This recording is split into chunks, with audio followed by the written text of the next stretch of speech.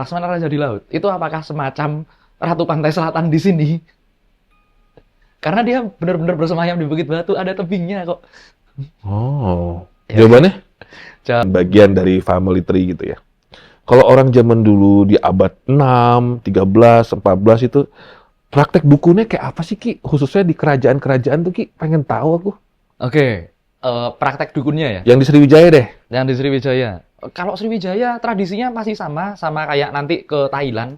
Nah, sekarang yang melestarikannya seperti itu, praktek spiritual dan supranaturalnya ya. Borobudur itu dibangun oleh siapa? Dan bagaimana bisa seindah itu dengan undakan-undakannya? Padahal kan lift belum ada. Belum ada. Silakan Ki. Oke, Borobudur buat aku itu dibangun oleh manusia. Sebagai perlambang doang. Seperti itu. Jadi, tapi sekarang pertanyaannya seperti ini. Ini kan bikinan manusia. Manusia dapat pengetahuan itu dari mana?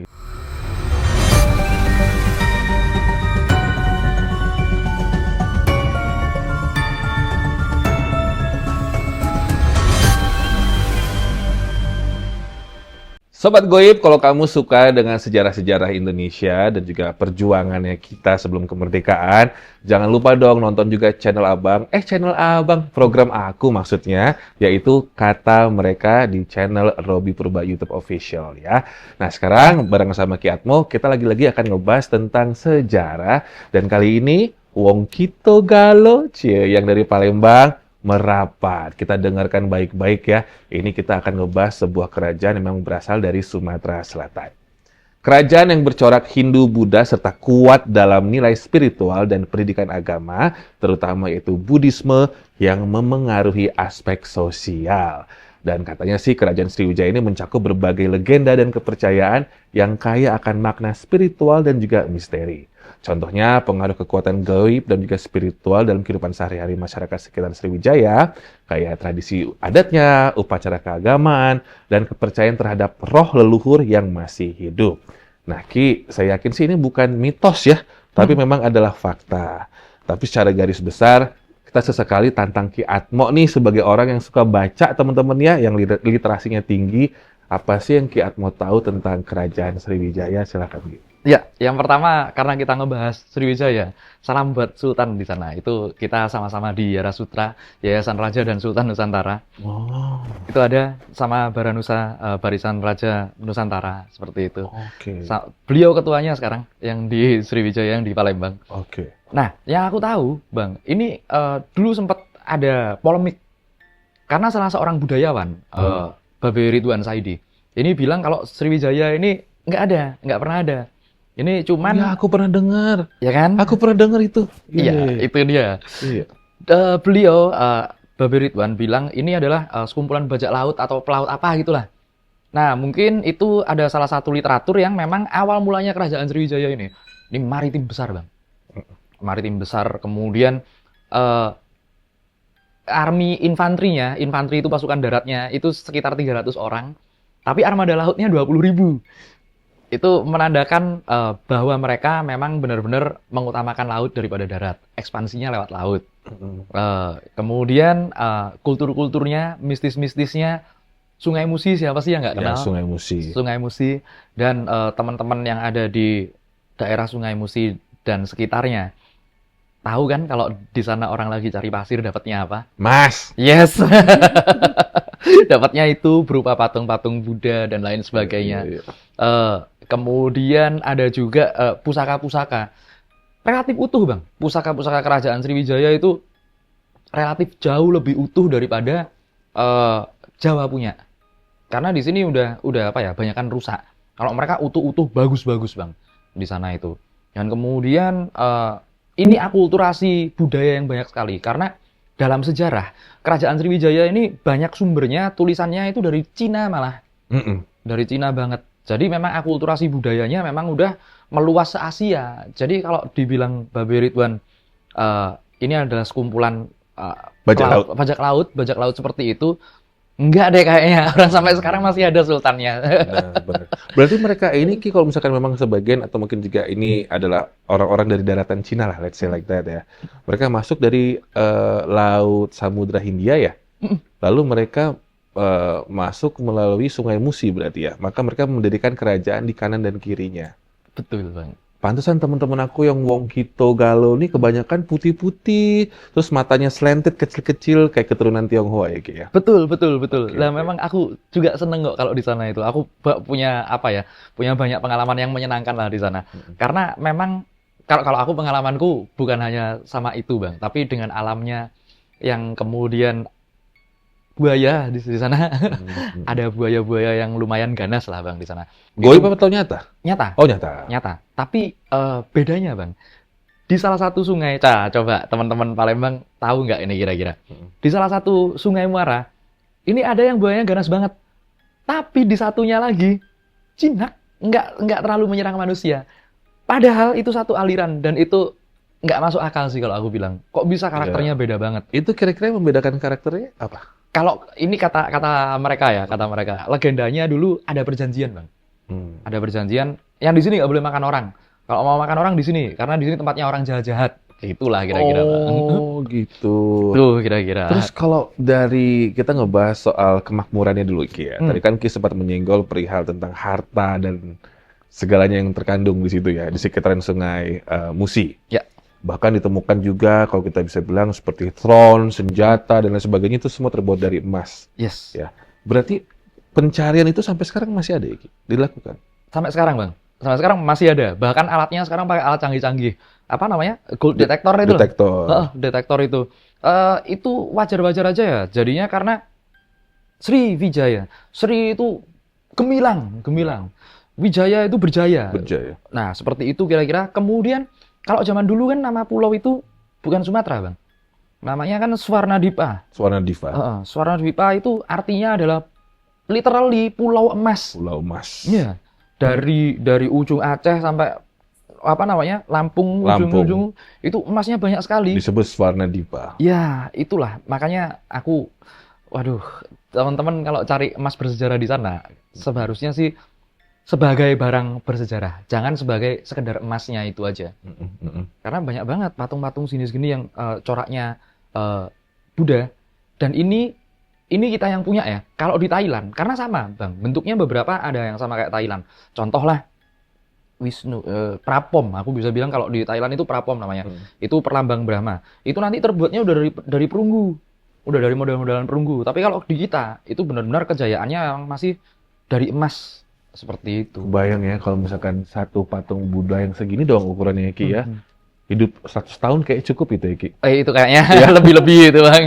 Berat banget zaman sekarang kan value-nya belum lagi itu adalah ya apa namanya ya, bisa Relik. dibilang relik ya. Relik, barang bersejarah relik itu. Keren itu, Bang. Ada satu lagi yang menarik yang sempat aku lihat dari Sriwijaya ini, Bang. Sriwijaya ini berkonflik seperti apapun. Ya, tahulah semua kerajaan di Indonesia konflik internal lah. Berkonflik seperti apapun Sriwijaya ini, tapi namanya bakalan tetap ada. Namanya bakalan tetap besar dan masyarakatnya kalau sama keluarga kerajaan itu juga masih hormat, Bang. Juga masih hormat. Keturunannya masih ada ya Ki berarti sekarang? Masih hidup sekarang Masih dan masih ada satu bisa dibilang kelompok ya. Masih ada satu kelompok. Batara Semar salah satunya. Beliau itu dulu satu forum sama aku. Itu seorang praktisi hukum juga dan dia memang salah satu keturunan. Kemudian Sultan ketua kita yang sekarang itu juga keturunan. Jadi banyak dan nantinya bukannya malah gontok-gontokan kekuasaan. Iya. Pengaruh gitu. Enggak, tapi mereka saling bersinergi buat bareng-bareng gitulah. Kalau orang Palembang itu ada nama atau gelar kerajaannya nggak sih Ki yang keturunannya sampai sekarang? Aduh, ada sih harusnya. Misalkan kalau Bali kan Agung gitu ya, anak Agung atau apa. Kalau Palembang ada kali ya Ki ya? Kalau sekarang sih enggak sih, Bang, kayaknya, Bang. Kalau zaman dulu itu sematannya hampir sama kayak Kutai. Kutai Kartanegara. Apa namanya? Aji gitu. Atau kalau perempuan Mas Ayu apa ya? Bukan ya? Mas Ayu. Mas Ayu kan ya? Mas Ayu juga iya, Mas Ayu. Aku ingat dulu aku punya temen SD. Lebih tepatnya mantan aku sih waktu aku SD. Iya. SD udah pacaran Ki. Mas Ayu nama depannya. Cari tahu kan karena kepo. Mas Ayu, oh ternyata ini keturunan. Komering itu. Iya, dari Komering ngomong. Komering. Oke. Ki, sekarang kan kita tahu bahwa teman-teman kita di Palembang itu rata-rata sudah memeluk agama Islam, Ya. ya. Nah, kira-kira tradisi, adat, atau mungkin upacara keagamaan apa yang dulunya dilakukan pada saat masa kerajaan Sriwijaya, tapi masih berlaku sampai sekarang, Ki, walaupun mereka sudah menjadi Islam sekarang? Ya, ini banyak yang terputus sayangnya Bang. Banyak banget yang terputus. Karena apa namanya, situs-situsnya itu udah beda banget. Kalau dulu ada situs-situs di beberapa bukit yang memang ditemukan untuk apa ya? Ya memang untuk ritual seperti itu. Kalau sekarang paling yang ini festival Sungai Musi. Sudah terpengaruh banyak budaya-budaya Melayu yang bagus. Ya. Tapi jangan salah, budaya Melayu kalau dulu zaman apa namanya? Berakulturasinya, Bang. Ini ada fakta menarik, Bang. Sedikit aja. Jarang dibicarakan orang. Tahu lagu Zapin kan, Bang? Zapin. Oke. Laksmana Raja Di laut. bersemayam di Bukit Batu. Bukit Batu. Bukan orang dong itu. Apa itu, Ki? Laksmana Raja di laut. Laksamana. Iya. Siapa tahu ya, siapa tahu. Aku sih lempar aja. Aku sih tahu sejarahnya dikit, Iya, tapi iya, iya. ya pertanyaannya adalah Laksmana Raja di laut itu apakah semacam Ratu Pantai Selatan di sini? Karena dia benar-benar bersemayam di Bukit Batu, ada tebingnya kok. Oh. Ya. Jawabannya? Jawabannya semacam itu. Oh, gitu. Berarti sebenarnya kerajaan Sriwijaya ini adalah cikal bakalnya awalnya tuh orang Indonesia asli atau bagaimana, Ki? Bahasanya bahasa yang dipakai bahasa Indonesia ini bahasa Melayunya mereka. Ah, Coba cek apa namanya naskah-naskahnya Melayu kuno itu naskah Melayu kuno. sama sekarang bahasanya persis, Bang. Makanya apa namanya sajak-sajaknya mereka itu bagus sekali dan mereka kalau namanya puak ya nanti ya puak itu mantra-mantra Melayunya mereka, waduh bagus-bagus. Ya. Aku percaya sih kalau misalkan Pulau Sumatera itu bisa dibilang Swarna Diva, Pulau Emas ya, Ki. Pulau Mas. Karena kalau teman-teman perhatikan ya, dari siger aja dan segala perhiasannya, baik laki maupun perempuan itu yang sampai sekarang walaupun mungkin plated ya, atau mungkin juga hanya kuningan saja, tapi aku yakin itu terinspirasi dari memang zaman dulunya seperti itu. Siger segede gaban, emas. Belum lagi kuku-kuku panjang. Kuku-kuku siger itu, Ki, kan panjang-panjang tuh tajam-tajam tuh emas-emas semua. Nggak mungkin tuh cuman kayak keidean fashion zaman dulu doang, enggak. Pasti dari kerajaan kan? Iya, ya budaya flexing udah ada dari zaman dulu ya. Iya. Ternyata mendarah daging ya, Ki ya. Betul. Nah, Ki, kalau misalkan ngomongin kerajaan Sriwijaya, kalau nggak salah dari naskah yang Abang baca sebelum ini karena aku udah syuting, berarti abad 13-14 ya. Satu abad mereka bertahan ya, Ki ya? Lebih lama dari Majapahit bahkan. Mereka dari abad ke-6 sampai ke antara 13-14 lah, Bang. 13-14 kan Betul, ya? betul. Oh, berarti 7 abadan mereka. Iya, betul. Dimulai dari dinasti-dinasti pendirinya. Nanti akan ini salah satu ini ya. Kita pernah bicarakan yang tentang Mataram kuno alias nanti jadinya Tarumanegara. Iya. Tarumanegara kita pernah bicarakan, kemudian nanti jadi Majapahit. Kemudian dari Sriwijaya ini juga ada. Siapa sangka kalau ternyata emang. Nah, makanya di episode yang Majapahit kan aku ngobrol sama Bang Robi, ternyata ada hubungannya dengan Majapahit juga, Bang. Iya, ternyata. Ternyata dinasti Wangsa, aku pakai Wangsa aja. Wangsa Sailendra, Wangsa Sanjaya, Wangsa Rajasa. Ini dulunya menjadi satu, Bang. Menjadi satu itu mereka benar saling bersaing, tapi juga saling menikah. Keturunannya mereka itulah nanti yang jadi pimpinan-pimpinan di daerah Pulau Jawa, di daerah Sumatera, khususnya dua itulah, Bang. Bahkan sampai Kalimantan sih kalau aku bilang ya ada kan buktinya di Kutai Kartanegara ya, ada buktinya.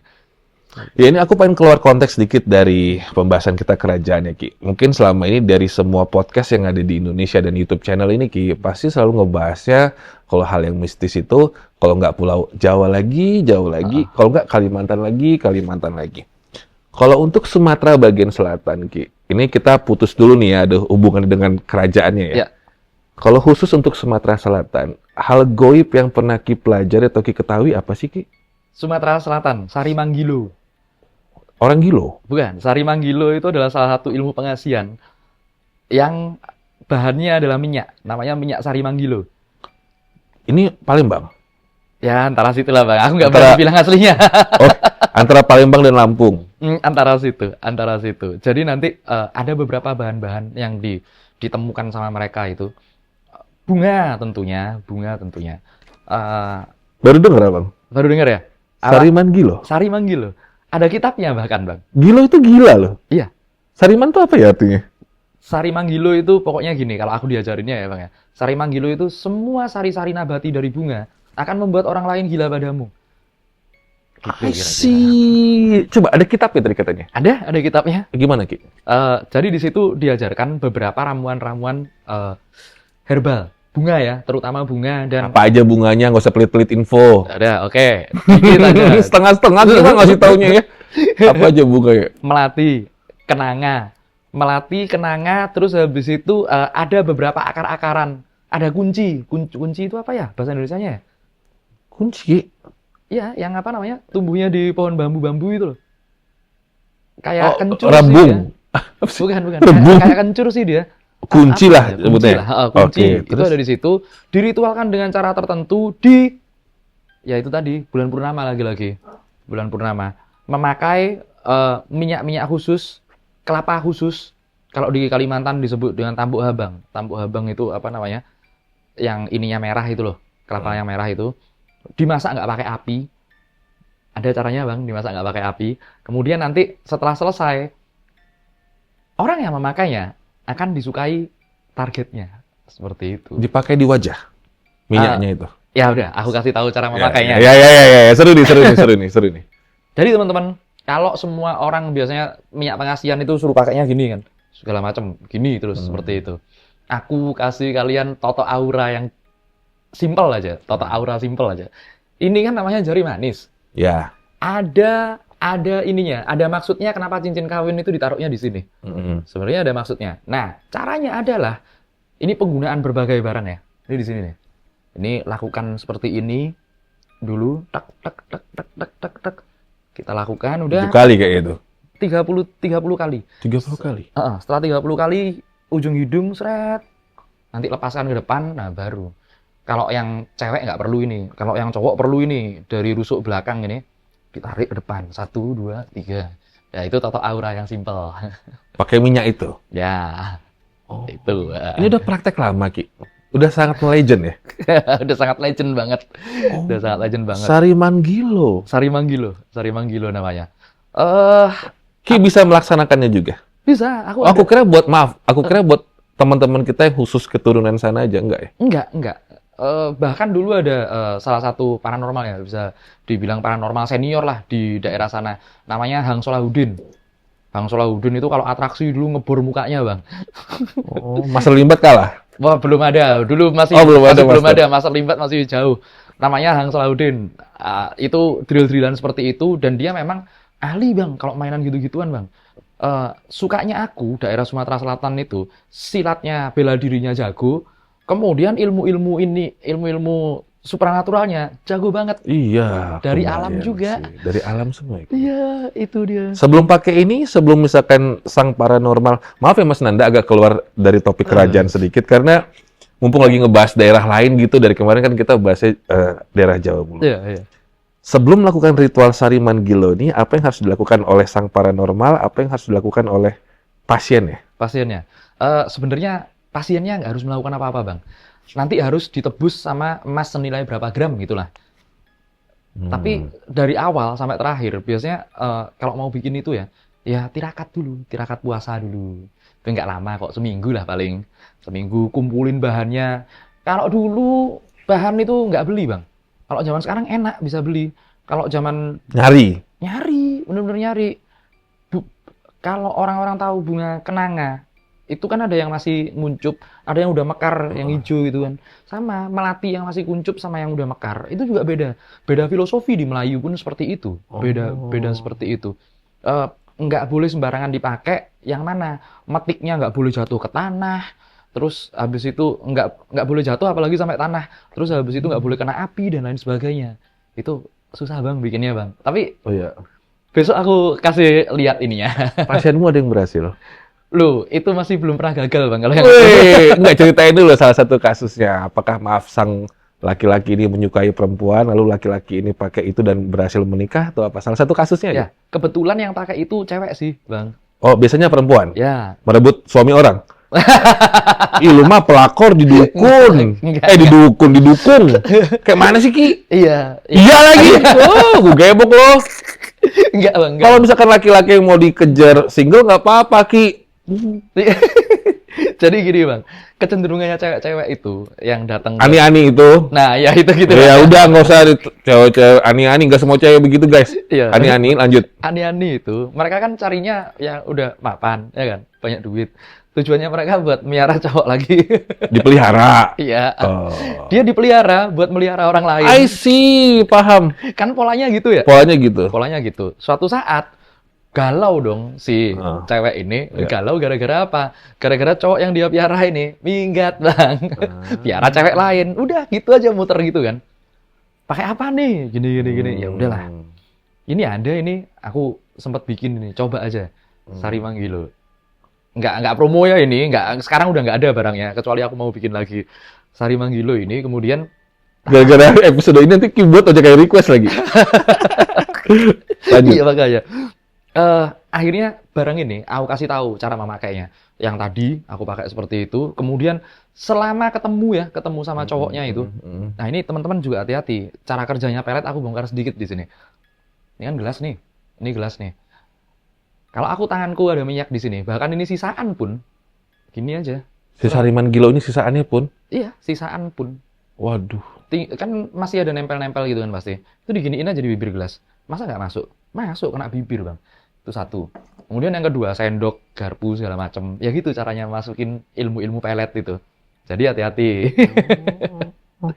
Ini, ya. Kalau itu kan yang sebuah ilmu, sebuah mantra yang diciptakan oleh orang yang bisa. Kita kembali menarik garis ke zaman dulu. Oke. Bahkan putri-putri dan permaisuri pun mereka punya tempat mandi khusus kan. Betul. Dibuat seperti bak yang besar dengan batu bata dan tangga dan segala macam gitu ya. Kalau untuk kerajaan ini sendiri, kerajaan Sriwijaya, kita kembali ke sana. Ya. Zaman dulu itu yang kayak ketahui bagaimana para permaisuri atau mungkin juga wanita di kerajaan memelihara kecantikan mereka, Ki. Nah, Secara natural. Aku pengen tahu. Ini kan natural semua nih. natural. Melati, kenanga, segala macam. Aku pengen tahu kalau perempuan zaman dulu tuh zaman kerajaan abad sekian sampai 13 14, itu mereka gimana sih ngejaganya? Kan belum ada hand body lotion. Nggak ada sama sekali. Jadi pakai apa? Skincare juga nggak ada. Skincare belum ada. Gimana sih, Ki, kalau perempuan-perempuan dulu tuh, Ki, di kerajaan, Ki? Ya, beberapa literatur yang aku pelajari ya, sejarah kerajaan-kerajaan, karena aku punya akses ke beberapa orang-orang itu mereka pakainya empon-pon. Empon-pon itu apa ya? Tanaman-tanaman khusus. Tanaman-tanaman khusus. Bahkan cabai itu pun, Bang. Cabai itu Cabai ada- merah. Iya, cabai merah. Tapi yang cabai gede ya. Iya, yang gede. Bukan yang cabai Setan. setan itu. Iya. Sama lagi bukan cabai Iya. rawit, cabai setan. Itu bisa dipakai untuk maaf ini, merapatkan kewanitaan, kemudian mengencangkan kulit dan lain sebagainya. Itu ada seperti itu. Empon-empon Bang kalau dipakainya. Nah, perawatan-perawatan seperti itu yang di era dulu itu perawatannya nggak kayak sekarang. Kalau perawatan sekarang lebih banyak dari luar kan Bang. Kalau mereka zaman dulu itu ramuan, yang masuk semuanya ramuan. Kayak jamu-jamuan seperti apa namanya? Seperti itu. Kemudian aku pernah tahu juga kalau yang biasa dipakai sama orang-orang daerah Sumatera itu minyak kelapa, Bang. Minyak kelapa buat kulit segala macam. Oh, bukannya coconut oil tuh bagus ya buat kulit ya? Ya, seperti itu. Aku yang pernah tahu memang apa namanya? Mereka pakainya minyak kelapa. Perawatan dari dalam, kemudian jamu-jamuan yang seperti itu. Tapi aku nggak dapet sih. Harusnya kalau ada kitab ramuannya yang paling bagus itu, jamunya, itu dulu istrinya Bung Karno, Bu Ingrid namanya. Bu Ingrid. Ya, itu aku pernah ditawarin di rumahnya Bu Ingrid yang di Bandung itu.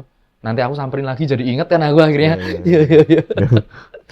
Ada itu jamu-jamuannya. Kok bisa punya akses ke istrinya Pak Karno? Anda ini siapa ya? Enggak jadi Kak. Salah lagi. Anda ini siapa ya? Saya penasaran dengan Anda ini siapa ya? Salah ngomong. Kelepasan kan lo? Iya lagi. Gara-gara ngomongin jamu, Bang. Ki, ini sebelum ke materinya Mas Nanda, aku masih penasaran. Ki, kalau zaman dulu itu ya Ki, ini kan karena Ki juga berada di sebuah organisasi perkumpulan orang-orang yang memang adalah pelaku dan bagian dari family tree gitu ya. Kalau orang zaman dulu di abad 6, 13, 14 itu praktek dukunnya kayak apa sih Ki? Khususnya di kerajaan-kerajaan tuh Ki, pengen tahu aku. Oke, praktek dukunnya ya. Yang di Sriwijaya deh. Yang di Sriwijaya. Kalau Sriwijaya tradisinya masih sama kayak nanti ke Thailand. Nah, sekarang yang melestarikannya seperti itu. Praktek spiritual dan supranaturalnya ya. Kalau di Thailand itu ada yang namanya ajan, ada yang namanya lersi. Itu dukun dan ustadz, ibaratnya seperti itulah.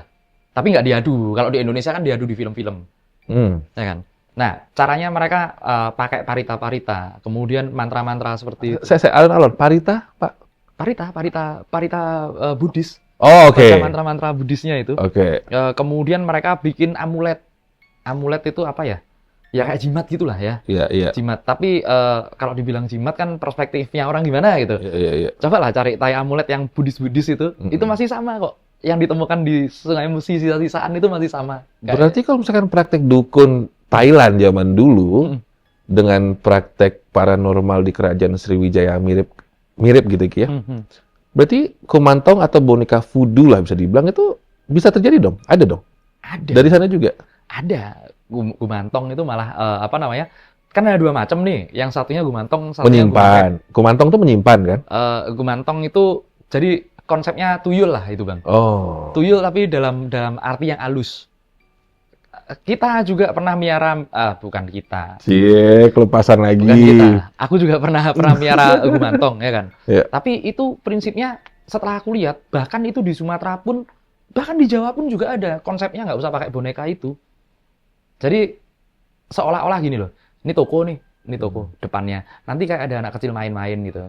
Terus, halo, seolah-olah seperti itu ke para pengunjung, digandeng masuk, seperti itu Bang. Sama sih itu gumantong, gumanrep. Kecuali barang-barang yang seperti ini di Sriwijaya nggak pakai. Yang kayak dari bahan tubuh manusia itu nggak dipakai. Kalau di Thailand beda lagi, karena dari Thailand Utara yang apa namanya tradisi pakai bagian tubuh manusia itu. Nah, Dia tapi itu nggak terjadi ya di kerajaan Sriwijaya ya? Nggak pernah. Kalau di Sriwijaya itu lebih kental nuansa Buddhisnya, bukan kental nuansa lama. Namanya bukan lama, lana. Ilmu lananya lebih kental yang di Thailand Utara. Yang di Sriwijaya lebih mirip ke Patani dan seterusnya itu. Satu jalur kan itu. Iya sih. Oke, kita tinggalkan dunia mistis ya, sekarang ke geopolitikalnya ya. Ki, ada nggak sih hubungannya Sriwijaya dengan kerajaan-kerajaan Jawa seperti Wangso Sanjoyo dan Wangso Selendra? Terus pengaruhnya lintas pulau dalam pembentukan budaya spiritual Nusantara itu gimana? Ya, makanya kalau dibilang Pulau Jawa lah ya. Ini kan Pulau Sumatera, ini Pulau Jawa. Jawa, Dwipa, dan Swarnadipa. Kenapa kalau di Jawa ini ternyata nggak ada kerajaan Buddha, nggak ada Buddha yang terbaik kan di Sriwijaya. Kerajaan Buddha yang paling bagus kan Sriwijaya ini. Kenapa kok ada Borobudur? Borobudur kan apa namanya naik hajinya orang Buddha lah ibaratnya. Bisa dibilang seperti itu kan. Mandala paling sempurna, paling besar. Kenapa bisa sampai di sini? Ya karena itu tadi Wangsa Sailendra. Kemudian nanti akan membangun beberapa hal itu di tempat yang terpilih memang. Tempat yang terpilih itu dalam arti kita pernah cerita tentang ilmu tanah ya Bang ya. Ilmu tanah seperti apa yang terbaik untuk tempat ini, untuk tempat itu. Para resi-resinya yang bahkan zaman dulu orang India, bahkan orang Cina, aku nggak tahu ya, ini udah Three Kingdom udah bersatu apa belum yang di Cina, lupa aku. Ini saat mereka belajar di Sriwijaya ini, apakah mereka udah udah tahu kalau di sini ada Borobudur? Sepertinya belum, karena tercatatnya di tahun 600-an. Sedangkan Sailendra nanti yang dari sini, dari Sriwijaya ini, membangunnya Borobudur itu tercatat tahun 800-an, Bang. Jadi kan memang udah ada akulturisasinya seperti itu. Bukan cuma dalam hal peperangannya, tapi secara spiritualnya juga nyambung banget itu. Karena Ki nyenggol soal Borobudur, ada beberapa abang bisa bilang beberapa pendapat lah gitu Ki ya. Katanya ada Borobudur tuh dibangun oleh manusia, ada yang bilang dibangun sama alien, dibangun sama jin. Nah gitu, aku pengen nanya sama orang yang rajin membaca aja. Ya, siap. Yang Ki pahami, Borobudur tuh dibangun oleh siapa? Dan bagaimana bisa seindah itu dengan undakan-undakannya. Padahal kan lift belum ada. Belum ada. Silakan Ki. Oke, Borobudur buat aku itu dibangun oleh manusia. Buat aku itu nurut sama Tuhan, dikatakan manusia paling sempurna. Enggak, kalau seumpamanya jin yang ikut bangun, enggak bakalan sepinter itu jin. Enggak bakalan sepinter itu. Itu tetap dari manusia. Dan bahkan orang-orang bisa menerjemahkan relief-reliefnya. Iya. Itu memang ada kisahnya, Bang. Kisahnya Pewayangan ya Ki? pewayangan, Iya. betul sekali. Rata-rata di candi itu reliefnya semuanya pewayangan. Dulu pernah ada yang bilang, aku gak mau nyebut instansi, tapi dosen lah dia. UGM. Bukan, UIN, Sari Widayatullah. Iya, iya. Dia bilang, Kalau UGM lagi rame, lanjut Ki. jangan. Oke.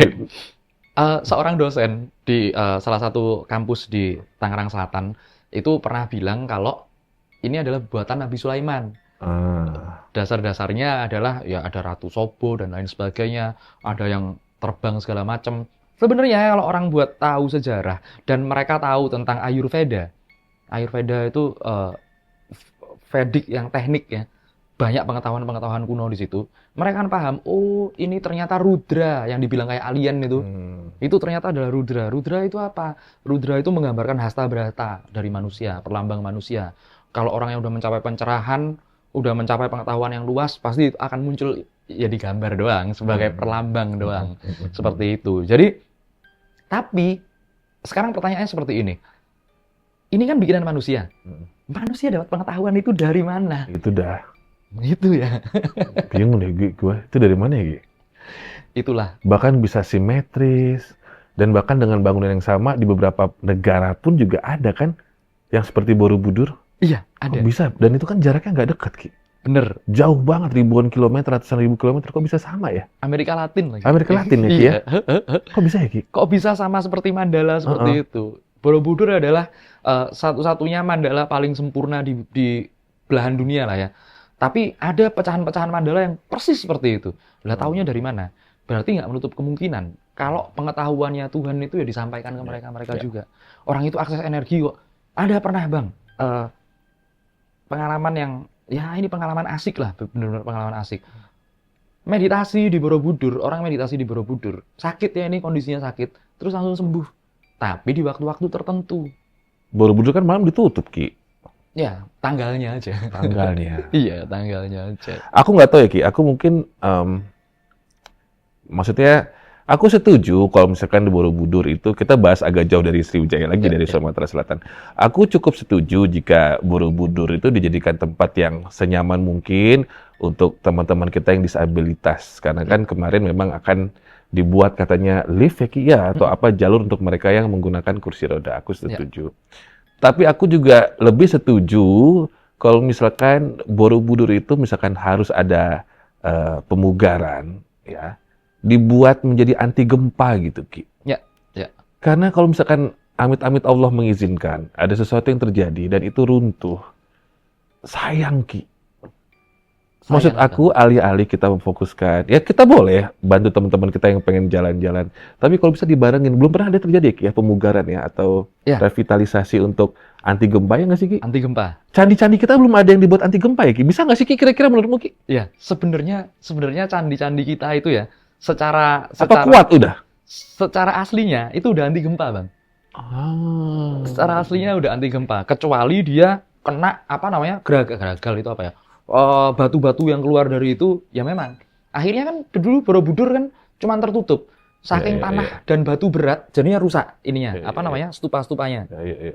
Ki, ini aku mau kembali ke Sumatera Selatan. Ya. Kalau yang Ki ketahui ya Ki ya, karena kan ini Indonesia itu adalah area yang ring fire. Gitu. Ya. Sumatera, Sulawesi, Jawa, Kalimantan ya Ki ya. Yang Ki pernah baca, yang Ki ketahui, karena mungkin kalau tahun 1860-an itu kan terjadinya Krakatau ya teman-teman, itu kerajaan kan udah nggak ada. Betul. Ya. Kalau zaman dulu tuh Ki, yang Ki pernah ketahui, ada nggak sih bencana alam yang merusak kerajaan di Indonesia ini Ki? Mungkin Sriwijaya juga pernah menjadi bagian dari runtuhnya karena bencana alam, karena kan di ring fire tuh. Betul. Apa yang Ki ketahui? Betul. Yang skalanya bukan cuma Pulau Sumatera Bang, aku bilang Bang. Skalanya dunia ini udah. Mengubah iklim dunia, mengubah makhluk-makhluk yang ada di dunia, toba. Oh iya.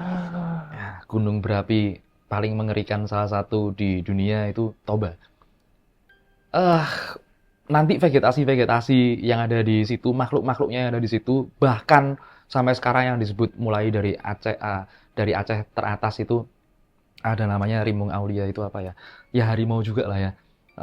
Kutiding itu loh, lagunya Kutiding itu loh. Iya, iya, iya. Harimau dari apa namanya? Tapanuli juga, harimau Tapanuli. Kemudian dari apa namanya? Padang, daerah Padang itu juga Inyak juga, harimau juga, sampai dari Kerinci dan lain sebagainya kan harimau semua di situ ya. Kenapa itu disimbolkan sebagai harimau? Aku berandai-andai nih bang, aku berandai-andai. Yang Bang Robi bilang apa namanya Ring of Fire itu yang akan terjadi bencana dan mungkin akan berulang, mungkin pasti Pasti. pasti seperti Sejarah itu. pasti berulang. Nggak tahu kapan, moga-moga Iya. nggak pas zamannya kita ya. Iya. Nah, harimau dalam mereka itu adalah jiwa pemberaninya itu. Hmm. Bahaya bang kalau Toba zaman dulu segala macam dengan apa namanya tata letak alamnya yang seperti itu, geografi yang seperti itu, mereka itu inilah macan yang sebenarnya masyarakat itu seperti itu bang, serapannya bang. Itu pengertianku sih. Oke, oke. Ini karena ada hubungan sama harimau. Kita tadi mention tentang harimau. Kalau orang keturunan Prabu Siliwangi katanya kan pasti punya harimau goib nih. Ah, Kalau orang-orang Sumatera Selatan bagian selatan tuh mereka biasanya punya apa Ki? Yang sakti. sama mereka juga Harimau. keturunan manusia harimau Inya atau Cindaku, mereka biasa bilang seperti itu. Gak ada yang punya gajah pendampingnya. Kan itu- gajah Sumatera Selatan loh dari Lampung, Palembang. Iya. Beda-beda. Nanti itu Beda, ya. kalau gajah itu nanti terciptanya Mani Gajah, legenda Mani Gajah itu dari suku Kubu, suku anak dalam. Aku tuh pengen ini karena kan memang literasi aku perihal Sriwijaya ini kurang banyak ya. Ya. Cuman ini kan kebanyakan kerajaan di Indonesia itu dulunya memang masuknya itu dari perdagangan. Ya nggak sih Ki? Ya dari perdagangan, entah itu mereka berdagang pakaian atau mungkin juga emas dan lain sebagainya. Menurut Ki, kenapa sih Indonesia dulu itu dijadikan sebagai area, saya nggak bisa bilang negara ya, area yang strategis buat perdagangan Ki? Ya, oke. Kita masuk ke selain leluhur-leluhur kita ini memang udah mulia banget. Kita masuk ke sedikit ilmu yang sangat masuk akal sekali. Tapi orang nggak kepikiran, Bang. Bumi kan bulat. Bumi berputar. Bumi berotasi bulat. Nah, kalau teman-teman kumpulin air di bulatan itu pasti nanti di tengahnya sini. Tengahnya itu adalah garis khatulistiwa. Ya. Indonesia dapat garis khatulistiwa yang besar. Rempah-rempah banyak. Mineral-mineral, seret, nempel di garis khatulistiwa. Dari zaman dulu, orang-orang Eropa, terutama seperti orang-orang Columbus dan lain sebagainya, explorer-explorer itu udah nyari ini, di mana nih pulau yang tepat nih. Saat mereka memulai ekspedisi pelayarannya dan nyampe ke daerah-daerah kita, itu yang mereka cari. Ini yang sangat berguna buat dunia dan seisinya, Bang. Jadi, kalau sekarang sumber daya alamnya kita di ekspos mentahan gitu. Zaman dulu nggak kayak gitu caranya. Komoditinya komoditi jadi. Itu udah diajarin loh sama nenek moyang kita. Benar. Kalau zaman dulu orang mencari kita, sekarang kita mencari orang ya. Kita kenapa impor ke orang lain ya Ki? Aneh ya? Nah itu inferior lah. Jiwa-jiwa inferior itulah. Kacau itu. Dulu orang nyari ke kita tuh kan ya sumber daya alam segala. Sekarang kita impor. Iya makanya. Masa tebu impor? Impor Thailand. Masa gula impor? Bingung banget. Oke Ki, terima kasih banyak. Teman-teman atau Sobat Goib Ku Tercinta, kalau misalkan kamu pengen bahas kerajaan apapun dari barat sampai timurnya Indonesia, tulis kolom di komentar. Nanti kita coba gali-gali lagi ya. Terima kasih banyak. Wassalamualaikum warahmatullahi wabarakatuh.